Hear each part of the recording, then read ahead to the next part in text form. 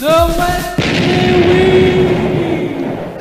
there, ladies and gentlemen, and a very warm welcome to the Wednesday week extra, I suppose we could call this.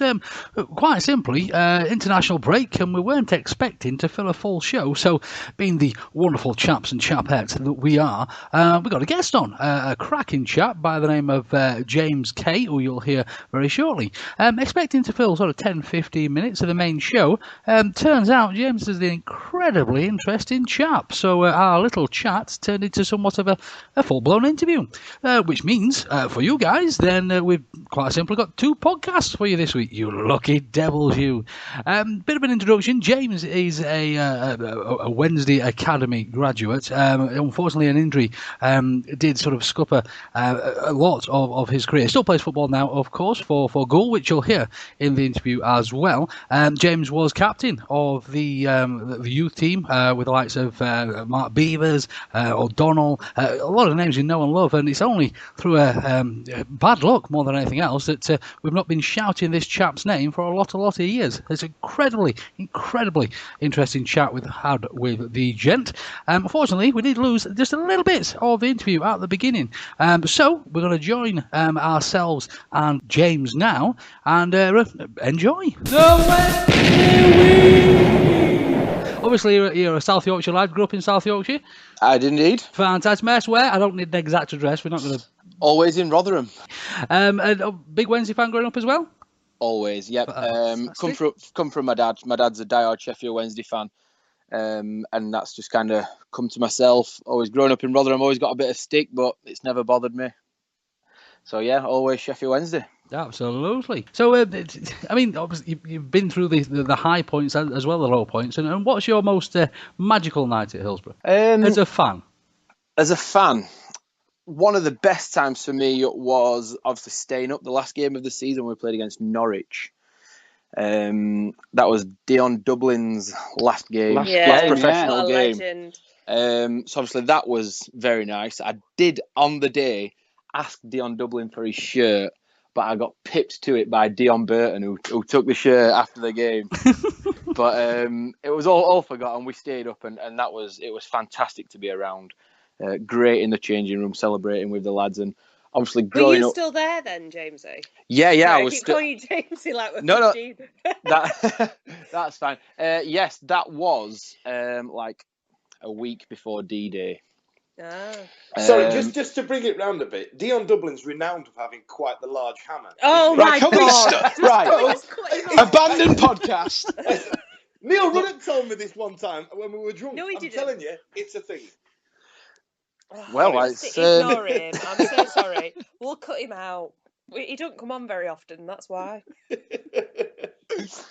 So, obviously, James, you mentioned D-Day there. I mean, as you mentioned earlier, you went through the whole academy. Obviously, started off just playing for fun as a boy and that kind of thing? Yeah. Got scouted playing for my local, a Sunday league team that I was playing for. And then went to Sheffield Wednesday under the guidance of Clive Baker. He was a fantastic coach. And to be honest, on my first trial, he kind of scared me off. And I come away crying, and I said to my parents, there's no way I can go back there. Funnily enough, about a month later, I had another phone call off Clive saying, get your bum down to training. So I went off I went, and then, signed on the dotted line when I was age about 12 and didn't look back, obviously, years after. Absolutely. The thing is as well, James, like you, obviously, we're talking about the academy and stuff, but the managers that you played under, obviously I knew you then, from being, 15 for the last 12 years. So you played under Mark Smith, under Sean McCauley, the best, really, that we've had in a very, very long time. So you've obviously played in some really good squads as well. Was there anyone in particular that, stood out for you? At academy level, obviously, Beeves was fantastic. He was a year younger, but obviously what they used to do at the academy is to try and adapt people into playing better standard. It's kind of like push people forward a year. So obviously Beeves played a lot of his time with our age group, and he was absolutely fantastic. Great to play alongside. Other players, obviously there was Tommy Spur. He was a year above me, but always great to be alongside. Did you ever call him Guy Smiley or Chinifer or something like that? I mean, what nickname did he get, Tommy? He must have got one for that. They were the Chans. Actually, many years ago on the X Factor, there was a group, and I believe they were called Same Difference. I think it was. They're like a brother and sister. It was indeed. It was singing brother a and load of sister. Jefferson Starship songs. That's what they did. And we used to say that was Tommy and his girlfriend. Becca. Because he was just the happiest kid, no matter what, and never stopped smiling. So yeah, he kind of got that rubbing off from X Factor. Well, I'm very disappointed by the creativity in the nicknames there, Jim. You know what I mean? I'd have gone with, Guy Smiley would have been a great one. Dom Howson would have been a great one for Tommy Firth. You leave poor Dom alone. So, obviously, 12 years old, signing for Sheffield Wednesday, been a Sheffield Wednesday fan. You must have been absolutely over the moon at that point, James. Oh, God, yeah. It was like a dream come true, obviously, at 12-year-old. Straight away, obviously, you're looking to the first team, and by that time, I was looking at players such as, like, Gerald Sibon, Carbone, looking at them kind of players and thinking, do you know, one day, this could, you know what I mean, that could be you. You never believe it's going to happen, but obviously, when every Sunday morning when you're pulling on that blue and white shirt, even at 12-year-old, you're just the happiest kid alive. Is there a sort of a pressure at that age? Is it? I mean, obviously you play football for fun for a lot of years before that as well. Is it just as a lad playing, I assume, on a local park with your mates and all that kind of thing? And then all of a sudden, is there a pressure when you put on that shirt, even at the sort of age of 12? Yeah, definitely. Because obviously, as in terms of pressure from myself, being a Sheffield Wednesday fan, always wanting to succeed, always wanting to do well and do the club proud that I love. But also from a club as well, they're wanting performances to improve week on week on week, whether that be an 8-year-old or 18-year-old. So obviously you're always getting that pressure, you're always getting that feedback to obviously look at improving and ways that you can get better. And obviously you were coming into that system at a time when, you know, Wednesday's first team, the fortunes of this club, that, you know, we all grew up with Wednesday being, a Premier League team originally and then kind of dropping down, but still being a big club. It was funny because as you got to that kind of sharp end of your youth development, there's actually more opportunity to get close to the first team because Wednesday's team was struggling in terms of the financials off the pitch. We couldn't afford to fill the club full of players on on big transfer fees, and so definitely, so you got to that point where I think most of us remember an awful lot of the academy players kind of figuring in and around the fringes of it. With the likes of Sean McAllister, Beeves. Matt Bowman. Richard Donnell. Never forget Matt Bowman. You've then got the likes of Dave McClements. I believe he played in the League Cup. Liam McMenamin. Well. Again played in the League Cup. Sorry, who was that? Who was that last one? Liam McMenamin. Get it!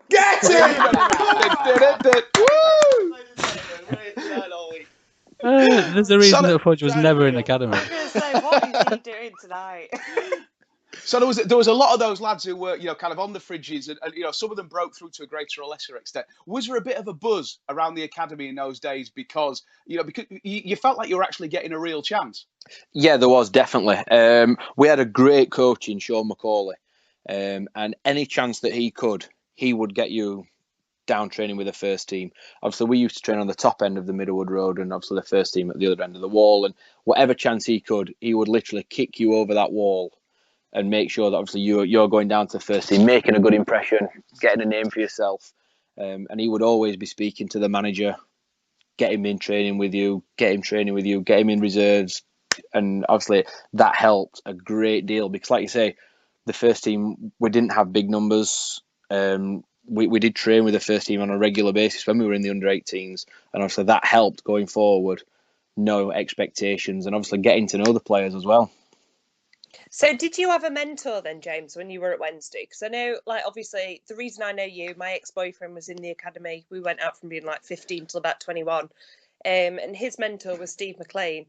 And he's always worshipped him. He was the best guy ever. And he used to come out with us. He used to talk through things with him. Did you have anyone that you looked up to? Yeah, definitely. And I still speak to him today, Richard Wood. Obviously, him being a good couple of years older than me, but he kind of went through the same journey of academy, reserves, first team. He got sold down the river a little bit while we were in the first team at the end of his spell. But that's a different story. But yeah, Richard kind of took me under his wing.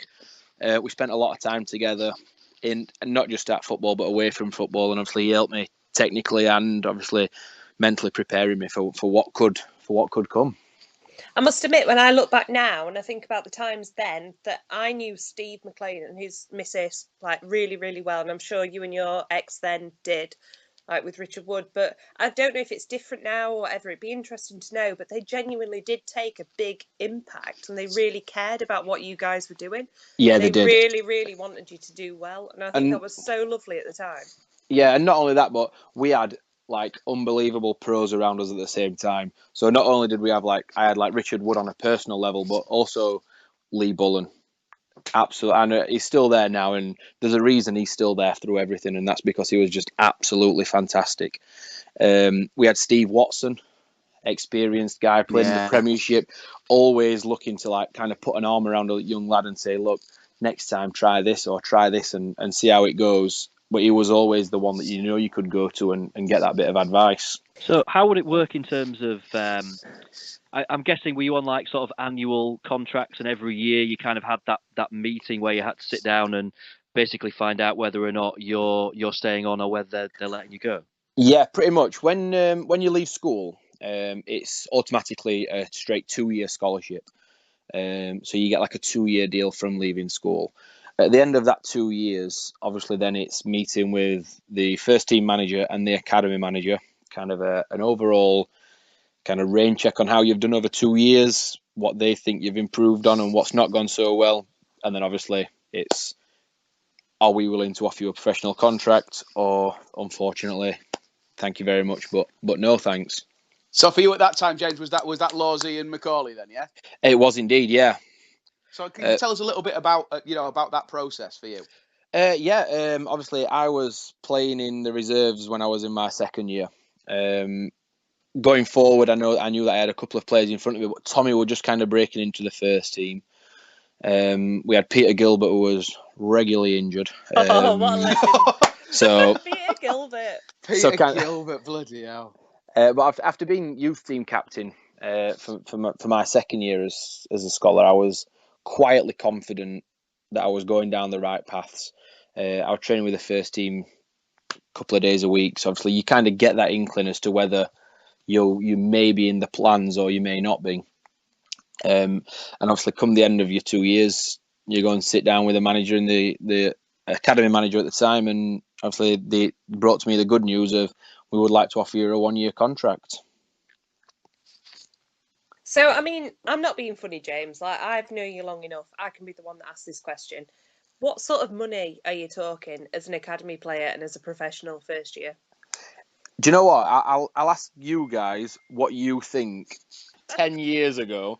But in terms of a Sheffield Wednesday apprentice, what kind of money do you think they could pick up? Do you still live with your parents and all that sort of stuff? Is it an apprentice sort of wage? Do you know what I mean? So you do, or you're in digs, aren't you? Yeah. So basically, you don't have to pay for food. If you're in digs, you don't pay for food or anything like that. It is basically just a wage that the club give you. So it's probably about £100. So when I was there as a first year apprentice, and first year apprentice we got £70. Right. Second year apprentice we got £85. Big money. And a free bus pass. Oh, well. Wow. This is why we were skinned. Look at us dishing this sort of stuff out here. This is why we nearly went bust. It's your fault. But then obviously it's hard because as an apprentice, you're just leaving school, so nobody drives. And the hours are very long days. We used to do, as a first team, I'll not lie, it was easy, not many double sessions. First, as an apprentice, we were there from 9 till 5:30. If there was a reserve game that night, obviously we had to attend. So it might be you have to be in football at 8:30 in the morning, and then you're getting home at gone 11:30. Obviously, once you've got public transport home from the game, so they are very, very long days. So, myself, I'm now playing football 3 times a week. I'm nearly a professional already. And this is going to sound like an odd question, but I seem to have I've played too much, and you overanalyze things. And did you ever feel like your love for the game goes a little bit? That you overthink things a little bit, and you think, well, if I do that, he's only going to do that, so I may as well not bother. That sort of thing. It is. The thing is, we had such a good academy coach in Sean McCauley. He kind of always kept us on his toes, and I think it was obviously the want to try and impress him and make him feel proud kind of drove all the lads on to make sure that they were consistently performing and always getting better. But yeah, it is, like you say, especially coming out of school, and I could have spoke to some of my friends and like, oh yeah, well, I finished college at 1 today, and we're going out Tuesday night, Thursday night, Friday night, Saturday night, and then, do you know what I mean? It is hard because you kind of have to like distance yourself from a previous group of friends to try and like go straight into football, earning not much money and spending all hours God sends. So it is quite hard to get to grips with it to start with. So when when your mates are out smoking and drinking cider on parks, you're getting an early night because you've got school in the morning. That's it, yeah, definitely.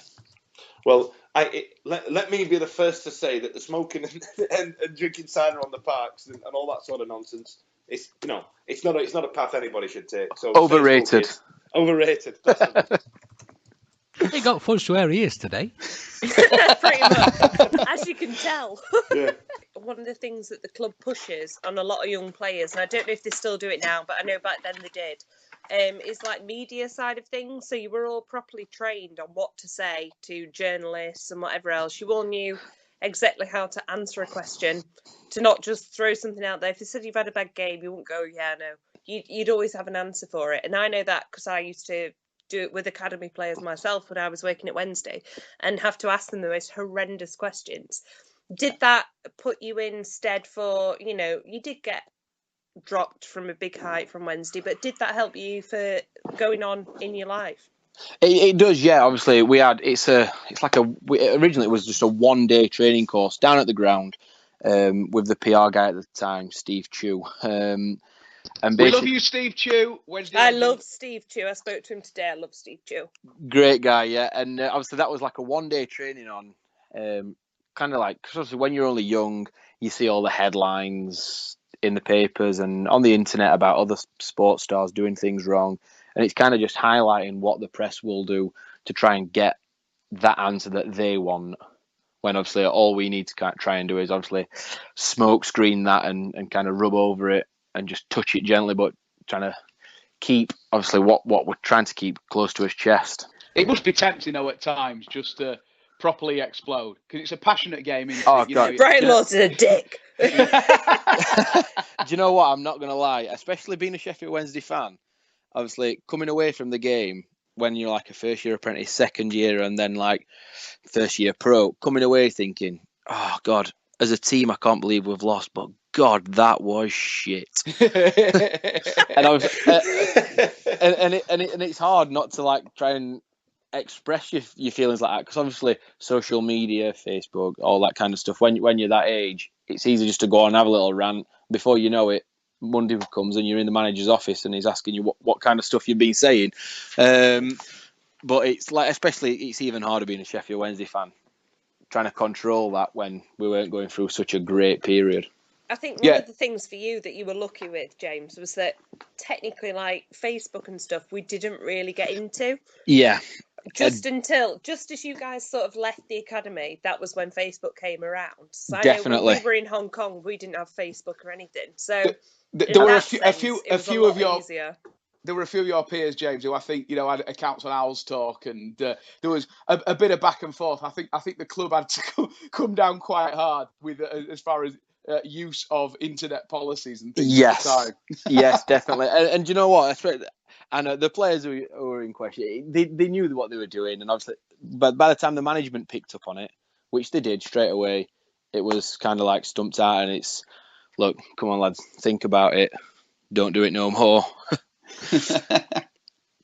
So since then, James, you moved on from Wednesday. Tell us a little bit about your career since then, and how you feel that the experience of being in an academy has kind of served you as you go on to, I suppose, what we'd call the rest of our adult life, because I remember being 26, I didn't have a clue what the hell I was going to do, and even now, and I'm not going to scare you, mate, but 10 years later, still pretty much not much of 10 years idea. Later? Right, shut up, Victoria. James doesn't I went know. to your 40th about No, 10 years well, ago. I want to stamp this one out once and for all. I may remember the 1980s, but that's just because I was a very early developer. That's all I'm saying.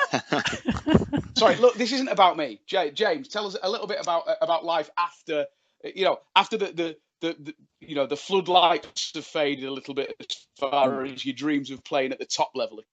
Yeah, definitely. So obviously, I come away from Sheffield Wednesday absolutely heartbroken. As a 19, 20-year-old lad, you automatically think that's the end of the world. But obviously, like I said, Sean McCauley again, great guy, great coach, and he helped me kind of get back on my feet, stay on it. And it was basically cold calling other football clubs, trying to get your name out there, trying to get yourself a trial and get yourself that name obviously put out for when pre-season come around. Did you do the most horrendous exit trials at Northwich Victoria? I did the other equally as horrendous exit trials at Valley Parade. And what a waste of an afternoon that was. Oh, yeah, they were very, very awkward. It was so sad. So these are trials for players that have been recently released? Yeah, it's basically just like an unwanted cattle market. Yeah, it is. It's a meat market. That's exactly what it is. So especially a waste of an afternoon then? I mean, especially what specifically bad? At 18-year-old, when you look up in the stands and there might be like 200 scouts watching, all you get at them games is people wanting to get the ball, take on 45 players doing 6 different bits of skill and tap it in the net using their arse. No, I've been to something like that. I got into the last 50 for Big Brother in 2007. I can imagine exactly what that's like. Wait a minute, Fudge, so did I. We could have been on together. It was that one. Do you remember that one where that? Sorry, have a minute, James. Remember that one where that woman got kicked out in the first week for being racist? Yes. Yeah, it was that one. Yeah, I was in a room with a woman called Shabnam that got on it. She was a horrific cowbag. Oh, I didn't meet her, but I was asked to go on it about 7 years ago, and I was asked to go on it about 5 years ago as well. Yeah. I'm glad we didn't. Oh, we could have been friends. Oh, could have been showbiz pals. Sorry, James. Anyway, back to football. Sorry, James. It's all about you. Who's got the biggest one in you, Tommy Spur, and Beaver? Oh, piss off. So, James, I just want to ask, obviously, you've been brought up, living the dream, playing at Wednesday, what you've always wanted to do.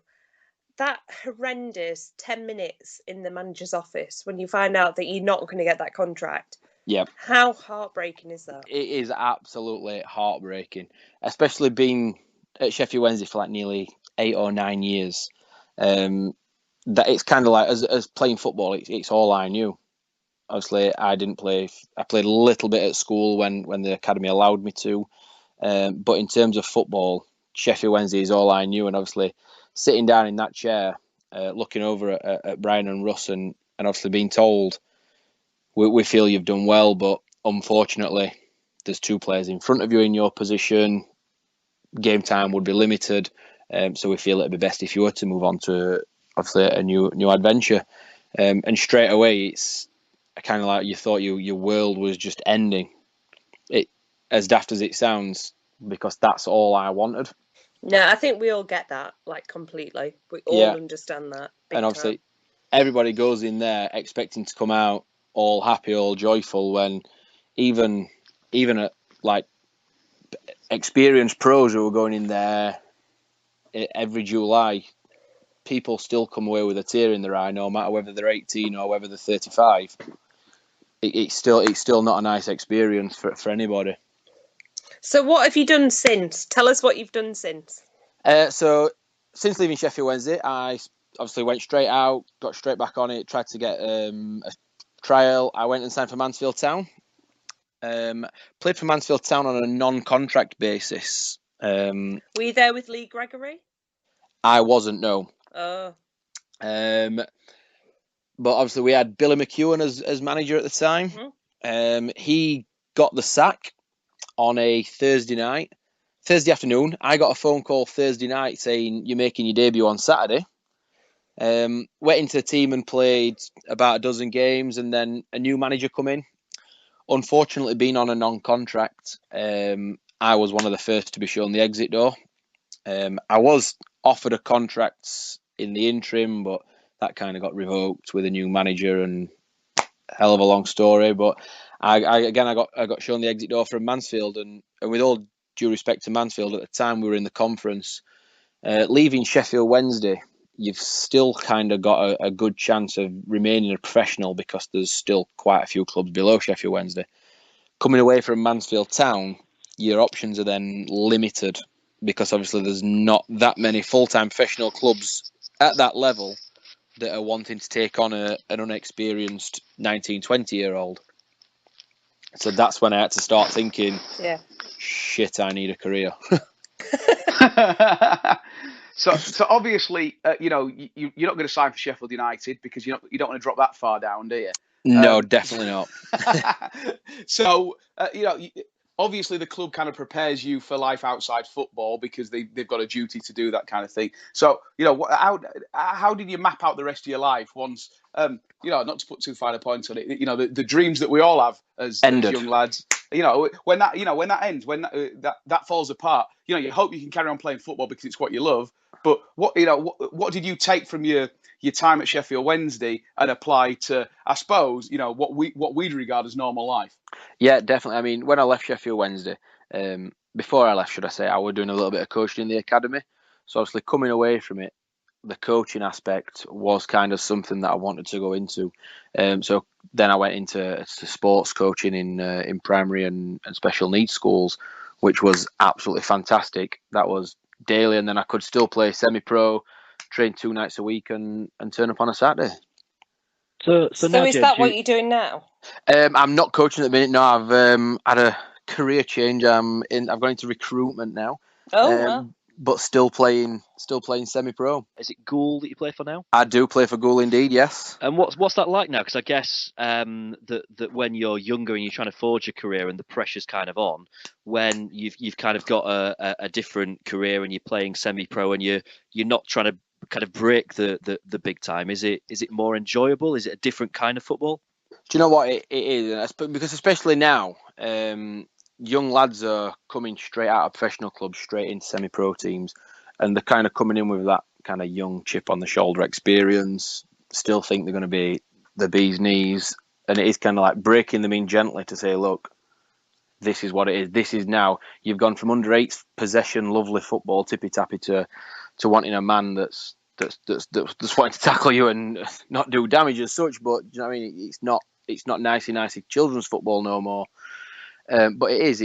The standard is a lot better than what people give it justice to. Obviously, part-time football is massive. There are players in these kind of leagues who probably could make it at conference level, but the kind of money that is being thrown around at non-league level is quite ridiculous, to be honest. I mean, I've got a friend who's playing in the same league as us, and I know he's topping £350 a week. Right. Wrong job. Playing semi-pro, and he's got a full-time job as well. So obviously, when players at that kind of quality are weighing that up to think, right, do I go and play for just Northampton Town or Grimsby and earn £400 a week as a kind of unexperienced player coming through the lower leagues, or do I pick up £350 playing at this level and get a full-time job as well? It's crazy. No brainer, that one, isn't it? Absolutely. And obviously, you've been through the ringer, shall we say, James, with football. Do you still have a love for the game in general? Do you still obviously enjoy following the Wednesdays as well? I do indeed, and I get to as many games as I can, but obviously playing Saturdays, it is hard. And I mean, the last game I went to was Rotherham United away this season. Fantastic. And I do still try and get as often as I can. Would like to go a little bit more, but at the same time, I love playing on Saturday afternoons as well. So you can't have it both ways. The good news is that as Wednesday get better and better and better, chances are we're going to be playing less and less on Saturday at 3:00, aren't we? So exactly. That's it. My final question, James. Yep. It's just, what would you say to a 13-year-old lad now that's been offered a contract in the academy? Do you know what? Especially when you're 13 to 16, it's just about obviously getting to know your position and obviously what you want out of that position. Especially at that age, some kids still don't even know what position they will end up playing. I always played against Kyle Norton as a centre forward. He then went on to be a right back for Tottenham Hotspur.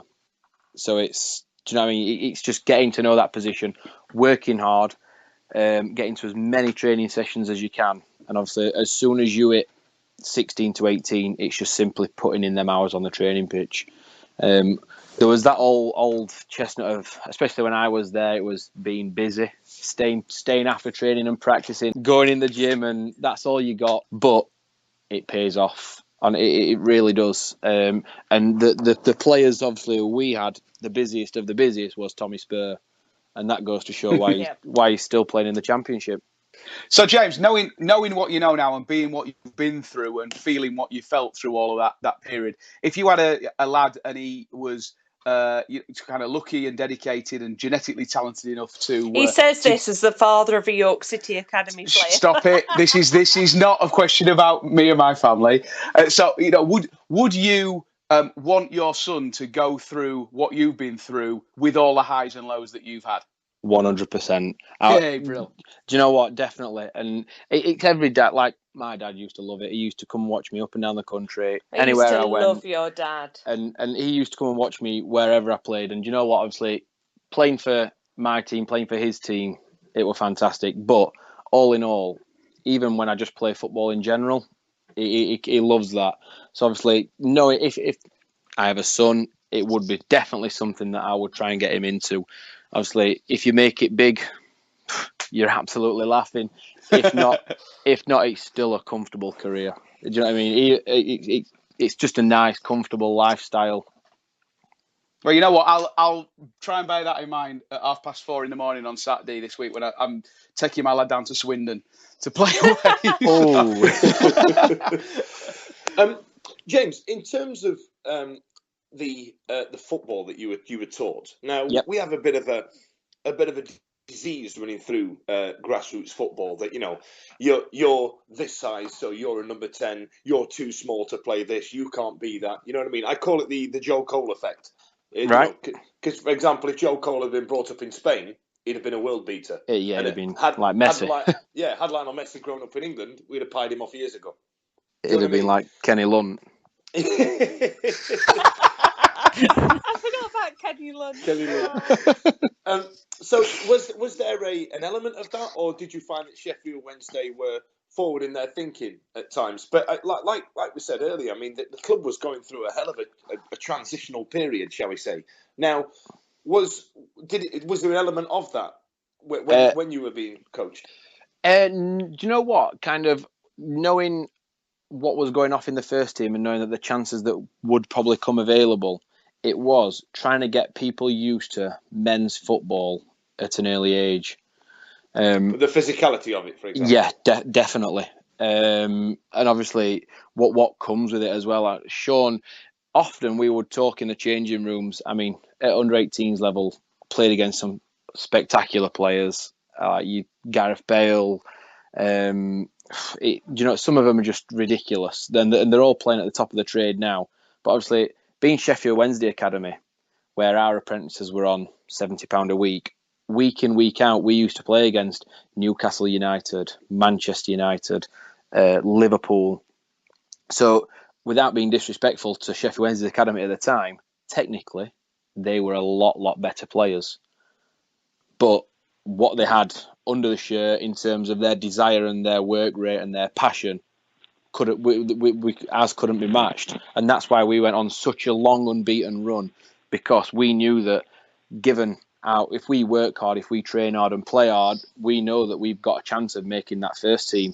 Whereas a lot of them in the Premier League academies, it's kind of like, yeah, I can look good on the ball, I can do 4 step-overs, but if my right winger gets injured, we're going to go and sign someone for 5 million and not put a young lad in from academy. Whereas for us, it was totally different. We knew that if we made that good impression on that pitch, the likelihood of us getting on the bench or being down with the first team was a big, big chance. So that's obviously what we tried to get ready for as early as we could in our career. So they were playing for, at best, a loan deal at Stevenage or MK Dons or something like that. Exactly. Whereas you got somebody in mind there, Ed? No, not at all. Absolutely not. I thought you were thinking of Luke Freeman at Arsenal or something. Yeah, but that it is a production line, and there's lads that must have been going into some of those Premier League academies at the time, knowing that unless they were quite legitimately the best players of their generation, they were never going to get a chance. Definitely at first not. team level. They were going to have to drop down a couple of divisions before they even got to play first team football in front of a real crowd. I think when you say that, though, you've only got to look at the academy that James was in, and there were probably 5, 6, 7 players that were really bloody good. That, there was James, you had an unfortunate injury, there was my ex-boyfriend, there was a goalkeeper, Richard O'Donnell, who's obviously now at Wigan Athletic. Wigan. There's Tommy, there was Mark Beavers, there was Liam Palmer, who was just breaking through from the younger lot. Bods, of course, who's probably playing at the highest level of all of them currently. Yeah. Exactly. And he's been there for 50 years. So I think, we did, to be fair, I think Sean Macaulay ran the academy at Wednesday, the best that's been in a hell of a long time. Do you know what? Previous to Sean's, it was Mike Rigg. And it was run okay, but the production line didn't really take effect. Whether that was due to Mike or the quality of players, do you know what I mean? That's still up in there. But when Sean was there, he kind of pushed us through physically. He was harsh as well. I remember being out with a night on a night out with my ex-boyfriend, both driving as well, and he turned up in a bus stop when we were waiting, to pick someone up, and it was just like he was everywhere. If nothing could get past him. No. But I can remember once we all went out for my birthday. We went to the Dogs, and by God, Monday, that was it. We were all. We had no idea that he knew. We were all called pubbies. We all just ran and ran and ran and ran. And he said, "I will make you run like dogs if that's what you think a good night out is." Didn't our chairman own that stadium or the casino next to it? Yes. Yeah, that's probably why you got found out. I didn't think that one through, did you? No, but we literally... We did leave his tracksuits at home. So. We could literally go to Meadow Hall on a Friday night to watch a film that finished at 10, and Sean Macaulay would be waiting outside to catch you. It was so hardcore back then. It was really, really, really strict. But, and do you know what? If you asked all the team now, obviously growing up playing with Sean and him being the manager, how many actually liked him? Or how many would say he made a difference? 100% would say he made a difference, but in terms of how many liked him, you'll get a handful. Yeah, but if you look at it as grown men now, he was a good guy. He did the right thing for all of you. Absolutely fantastic. It was so harsh, but... And again, Sean's still successful. He's the assistant head coach at Portland Timbers in the MLS. So is there anyone left who didn't go over there? Can we all... I sat through an awful lot of those first team performances in those days. Can I not get a visa to go over and work in the US? But yeah, Sean's loving it over there as well. And I mean, to be honest, that was always Sean's thing. Whenever people left the academy, he would always try and get you to America or Canada. Hong Kong. But obviously, when that was always kind of his thing. And deep down, he knew that he would always return. And I think after kind of our team left and he had another couple of years at it, as soon as he got that chance to go to America, he jumped ship and went over there. So, James, before we let you go, in terms of your time at Wednesday, proudest moment and who was the best player that you played against? What is the story that you'll tell your kids? Proudest moment was being the captain of the Youth Cup team, leading the lads out at Hillsborough. It's just something that, do you know what I mean? I'll never, ever forget. Being a Sheffield Wednesday fan, it was obviously the proudest moment ever, obviously for me and my parents. And in terms of the best player that we played against, I'll never forget, we once played a reserve training game against Hull City. And at the time, they had just signed the one and only JJ Okocha. Wow. Oh, my word. And literally, we were all stood there, and he pulled up in this big, flash, fancy car, got out with just a pair of boots in his hand, trotted across, got changed, come out, didn't give the ball away for 90 minutes, did every little bit of skill you could ever imagine inside the centre circle because he just didn't move. And he was just an absolute... It was, even playing, you just had to like kind of stand and take a step back and think, Jesus, has he just done that? Because it was just unbelievable. Such a talent. Absolutely fantastic. James, thank you so much for joining us. Thank you, James. Cheers, Not James, a problem. thank you. It's been a pleasure. Thanks a lot. Are we recording? Yes. It's a good job, really, isn't it?